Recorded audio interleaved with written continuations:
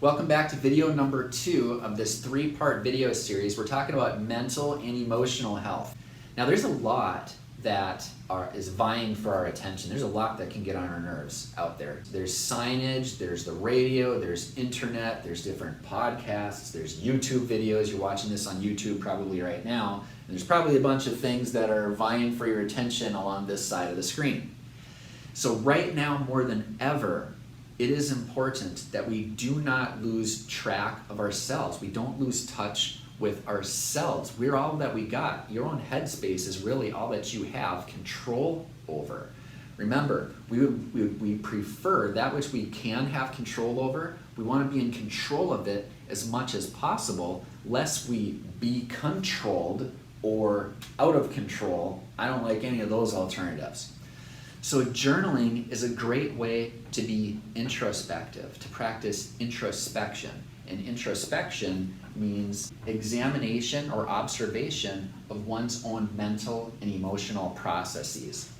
So journaling helps us to develop our ancient intelligence. That sounds kind of funny.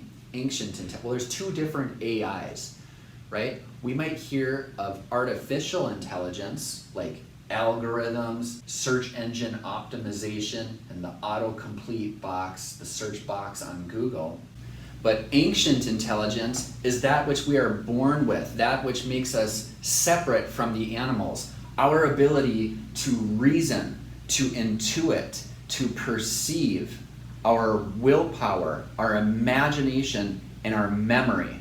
And I can't think of any one singular practice out there that can enhance and develop these much like journaling can.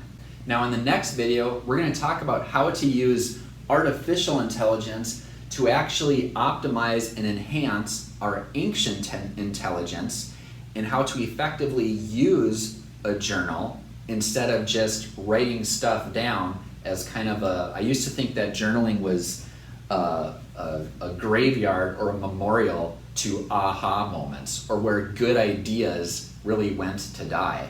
Now I've been journaling for a few years, and what I would like to recommend is to not get a hardback cover. I like the thickness, but 3/4 of an inch thick. But don't get a hardcover one, because that's what happens to the spine. That's not a healthy spine. This is really not a healthy spine. See that? Don't get a hardcover one. Get a soft cover one. Get it out of your phone, because sometimes you might want to draw things. Let's get some pictures in here, okay? Oh, that has to do with chiropractic. I'm sure it looks like a spine. Okay?